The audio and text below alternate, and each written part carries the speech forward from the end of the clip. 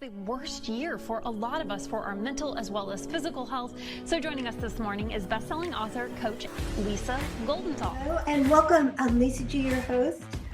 You're at the top of your game, yet the game is changing faster than ever. Strategies that got you here aren't the ones that'll keep you here. The pressure is relentless, and the fear of obsolescence looms large. That's why I'm here. Welcome to the new podcast series, Disruptive: How to Be Gritty and Unlock Performance in Business, Mindset, Wellness, and Success to help you master disruption. Thanks for coming, and I'll see you soon.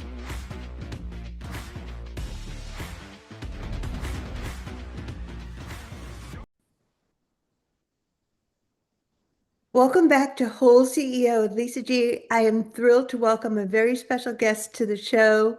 Corinne Gavlinski helps scaling teams hit big revenue targets as the founder and CEO of Gav Group. She has partnered with executives from the University of Pennsylvania, the Global 500 company, Brookfield Asset Management, and Mass General Brigham.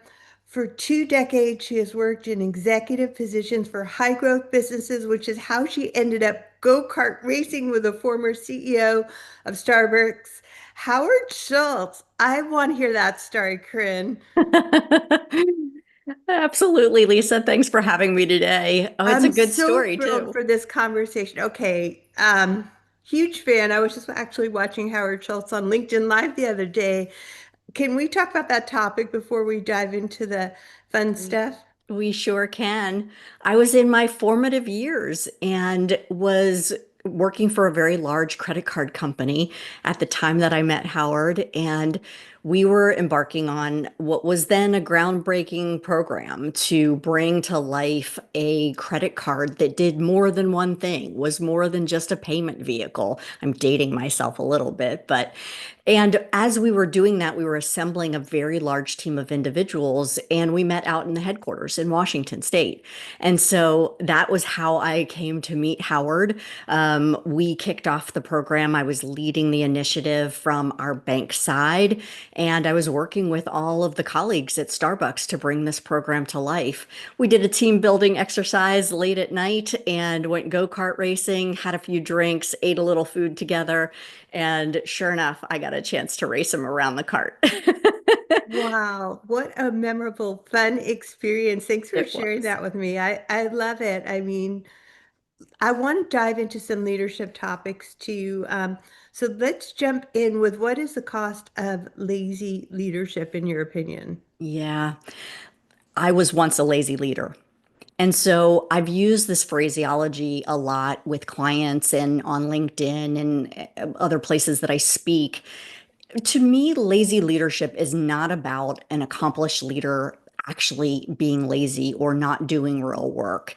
It's about being distracted and being lured by the fire of the day, investor demands, board member demands, and maybe even customer demands. And it's that moment or longer moments where they become so distracted that they're not doing the consistent, intentional things that they know that they need to do to be a leader that is a high impact leader. And so it's not about a character flaw. It's about the circumstances that a leader finds himself in. And how do you recognize that you may be there and find the catalyst to get you back into impactful leadership? So that's Well, what I talk about when I mean lazy leadership. well, thanks for breaking that down because, leaders have so much stuff coming at them all the time. And it's really about saying no to a lot of things and delegating a lot of things and deleting a lot of things and doing a lot of things later, isn't it? Yes, it is. And I just had a call with a client this morning and we were discussing I said to him, to be a really intentional, impactful leader is not always very sexy. It's about consistency. And Right. so we were talking about how he wanted to build the culture and identity of his team. And we started to focus in on what are the small actions that actually allow you to define that culture. It's about being transparent with information. It's about following through on conversations. It's about understanding the people that you have around your table and the talents that they bring to you and your organization. And sometimes leaders lose the forest through the trees and forget to focus on their people. I certainly am guilty of that myself. It took me far too long in my career to finally have a wake up call and really realize that I wasn't paying enough time and attention to what my people needed and how I could optimize the talents around my table. Well, thanks for your vulnerable honesty. I mean, we've all made leadership mistakes, and there's all these people having problems with disengagement and quiet quitting, and people just gently like refreshing their LinkedIn profile. And by actually like following through with people and being intentional with your leadership, it seems like that can solve a lot of the team problems that we're seeing these days. It can, and it creates a foundation for how you want to lead going forward. There's always time to course correct, but it takes a courageous leader to admit that he or she isn't really performing at within their edge and to get themselves back into impactful leadership. And that's really where I work with people. I work with people who have felt that sense of being in the impact zone, if you will. And they realize suddenly that maybe they're not in it anymore. And Right. they may not know exactly why or what's causing the issue, but they know they need to thrust themselves back into it. And so those leaders care, right? Those leaders care about their legacy. They care about their accomplishments and continuing to perform within a certain band that they know they're capable of. And so that's exciting. That's exciting work. I would love that. I'd love to unpack a little bit more about how that actually works and data and how leaders need data and hard feedback for coaching. So do you want to dive into how you accomplish Yeah, that? absolutely. Our team created something called the Executive Table Read or the XTR. And this is a little bit of a play on words. Just like a director of an acting team does a table read to assess how those actors are playing off one another. I do the same thing with executive leaders. So we do a series of exercises to arm them with data about themselves and how they're perceived, about the thinking styles and behaviors of the people on their team, and how those individuals perceive challenges and gaps within the team.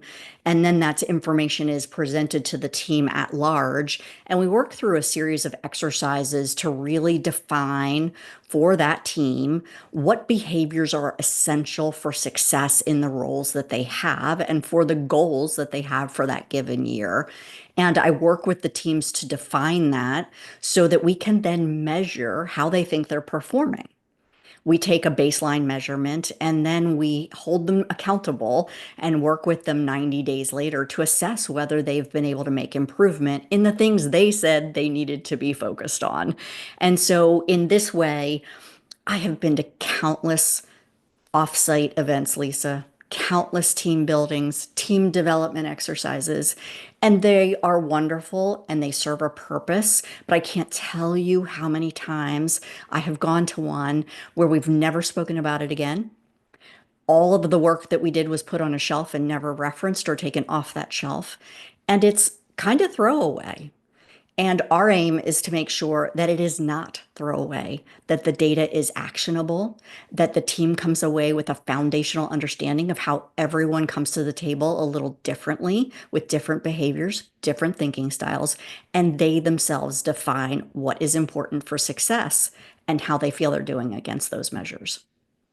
Wow, that is just a fascinating method. I love the way that you're bringing actual data and follow through into executive coaching, because it's like so many times you can go to these events and you're like, yeah, rah, rah, this is great. We all need to do that. But without data measuring the results and follow through, like front end and back end follow through on the coaching aspect of things, it is like a waste of time in a way, isn't it? Yeah, thank you. Thank you. Yes. Yes, the goal from our perspective is to not only get the team and the leader into action, but then hold account, right? Um, and if it's not the right set of things that they've identified and they need to pivot, that's fine. But then we go through the exercise a second time to ensure that we have clarity around what needs to shift, why does it need to shift, and then we remeasure again. So it's all about keeping that traction, again, not terribly sexy, but consistency. And so we really work with teams periodically throughout a year in that fashion so that we keep everyone motivated and walking towards the same goal. It's all about the KPIs and the data at the end of the day to measure the results, because coaching itself can be such an intangible without that. Yeah, yeah. And I would love to dive into your opinion of what does real high impact leadership look like, and how can leaders recognize when they're drifting out of it? Yeah, yeah. High impact leadership looks like ruthless attention to their people from a leader's perspective. I think leaders who are in the high impact zone are ones who they are excellent prioritizers. Obviously, they have an edge that they bring to the table that helps them to lead in a fashion that others follow. But it's more than that. It's really this attention to actions that they believe bring that team together, and using the data that they have about their team members and what their team members need to optimize and bring everyone to their own individual edge. I think leaders that do that, it flows, it's easy, the team is cohesive, and you kind of know when you're in that spot. When you're not in that spot, leaders often say to me, something just feels off. Or I hear, I used to love this work and now I'm a little bored. Or I hear, I'm exhausted and I do not know how to go forward with this team because I have no more energy to give. So, when presented with those types of comments, we get to work to try to figure out, where is the source of the issue coming from? Is it internal? Are there external factors which there no doubt are? And we put together a really detailed plan about how that leader can get back into his or her impact zone. And that's self-defined for the most part. Yes, it's about performance, but it is also about, how do you want to show up as a leader? And what is it you want to leave in your legacy as a leader? And so we work a lot on that and helping leaders find that edge again. Wow, I just love the way that you are focusing on impact, because in the end of the day, anybody in leadership wants to have an impact. And I would say a good one. Not always all leaders leave a positive note Yeah. as their impact in driving culture that will Yeah. take your company to the kind of performance and KPIs that they're really looking for. So do you have any notes for leaders that might be watching this right now on how they can build unstoppable teams? Ooh, that's a great question.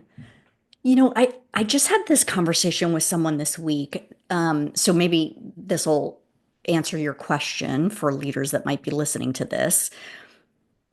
I think at the end of the day, what leaders are all about and what leadership is all about is arming the next generation.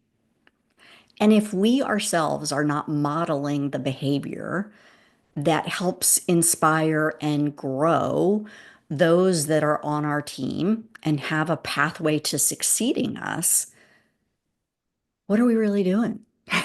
What are we really doing here, right? So, in terms of how leaders can find that, I encourage all leaders that if you don't have a good thinking partner in your life, executive coaching should be viewed not so much as remedial, because it's certainly not. It's a competitive advantage. And the more senior you become, the more of a competitive advantage it is. So when I think about what leaders can do to leave this world a little better than they stepped into it, it's all about developing their team members that are going to succeed them at some point in their careers and doing that well. I love your focus on great leaders actually creating other great leaders and that being their legacy. Are those Yeah, people who are going to always remember them, the company that's for always sure. going to thrive. And I know it's a short podcast, but I really am enjoying the conversation so much, Corinne. Do you have Thank any you. final words you want to leave our audience with about what may be some of the red flags, what are we doing wrong and how to do it right with the right thinking partner? I think some of the red flags for a leader, just in identifying whether they might be ready or a good candidate for an exercise like this, it might be as simple as, oh my gosh, I have to plan an offsite for my team and I have no idea what to do. It could be as simple as that, but it might be more than that, right? So red flags that I think about are a little bit what I commented on before. If you're feeling bored, if you're feeling exhausted, if you're feeling short-tempered, um, maybe I have certainly heard from leaders, my team just doesn't get it. And those are some red flags to me, not because the leader is a bad person or a bad leader, but they're flags that suggest, maybe maybe you don't feel the same in the game you're in. And if that's true, then let's get you out of that place and let's get you back into a place where you feel filled with energy and ready to pour back into your team. So in terms of red flags, if you as a leader listening to this podcast are thinking any of those things in the back of your head, find yourself an objective partner who maybe is willing to challenge you, maybe is a little provocative. I tend to be a little sassy sometimes, but if that matches your personality, then that might be a good reason to seek someone out like myself. Thanks, Corinne. This is such a fabulous conversation. I really have enjoyed every minute of it. Thank you, Where Lisa. can people find more of you? Sure. You can find me at the Gav Group, so the GAV like Victor group.com, or on LinkedIn at Corinne Gavlinski. Thanks, Corinne, for being a fabulous guest. You're very welcome.